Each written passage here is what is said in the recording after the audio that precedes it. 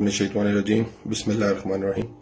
मैं आप सबसे बात करना चाह रहा था आज आपके सामने जो इस वक्त मुल्क के हालात हैं, जो जबर और फिस्तायत का निज़ाम कायम है।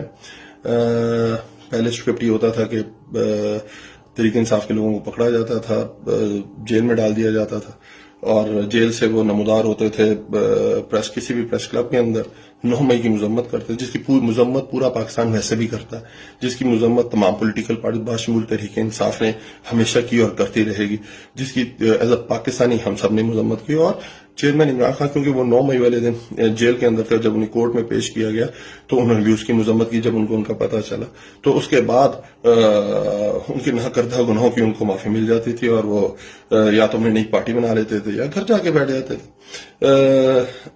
इस वक्त जो अब ट्रेंड चेंज हुआ है, तरीका का स्क्रिप्ट चेंज किया गया है, उसमें अब तहरीक इंसाफ के लोगों को पकड़ के जेल में नहीं डाला जाता, तहरीक इंसाफ के लोगों को अगवा कर लिया जाता है, अबडक्ट कर लिया जाता है।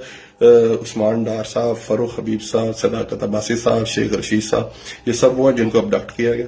3 दिन पहले उस्मान डार साहब, जो 4 हफ्ते पहले कराची से अबडक्ट किया गया था, उनकी वालदा, उनके भाइयों के बयान आपके रिकॉर्ड के ऊपर मौजूद हैं। सिंध हाई कोर्ट के अंदर उनकी पटिशन दाखिल है कि उनको अगवा कर लिया गया है, अबडक्ट कर लिया गया, उनको बरामद कराया जाए।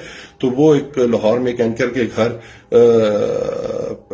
नमूदार होते हैं, उनके एक इंटरव्यू देते हैं। आपको पता है कि सब पाकिस्तानी चीज समझ चुका हुआ है कि वो किस जबर और फसादियत के नीचे वो टीवी प्रोग्राम रिकॉर्ड कराया गया होगा।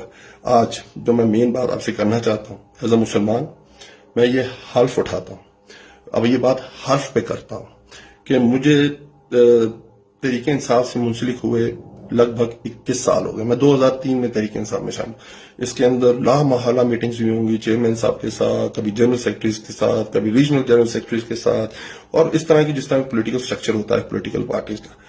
आज तक चेयरमैन तहरीक इंसाफ ने कभी भी किसी भी तनसीबात पे, चाहे वो सरकारी तनसीबात हो, चाहे वो मिलिट्री तनसीबात हो, या चाहे वो प्राइवेट तनसीबात हो, कभी भी चलाओ घिराओ तोड़ फोड़ की कभी भी कोई इंस्ट्रक्शन, कभी भी कोई मशवरा, कभी भी कोई ऑर्डर आज तक नहीं दिया।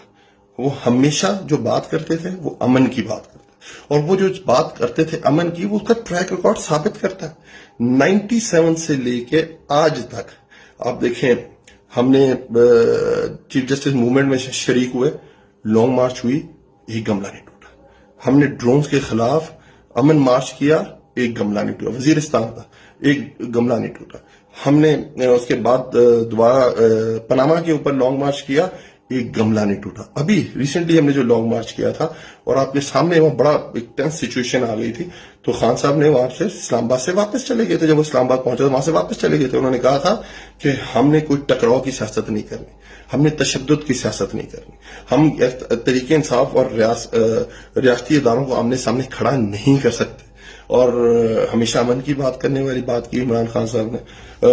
तो आज के बाद, क्योंकि आपके सामने जो नया तरीकाकार आया है उसमें वो अबडक्ट कर लिया जाता है, तो अगर मुझे अबडक्ट कर लिया जाता है और उसके बाद कोई मैसेज आता है मेरी तरफ से, कोई प्रेस कॉन्फ्रेंस होती है मेरी, या मेरा टीवी प्रोग्राम कराया जाता है, कोई वीडियो मैसेज आता है, तो आप समझ जाइएगा कि वो एक जबर के नीचे है, एक फिस्तायत के नीचे है।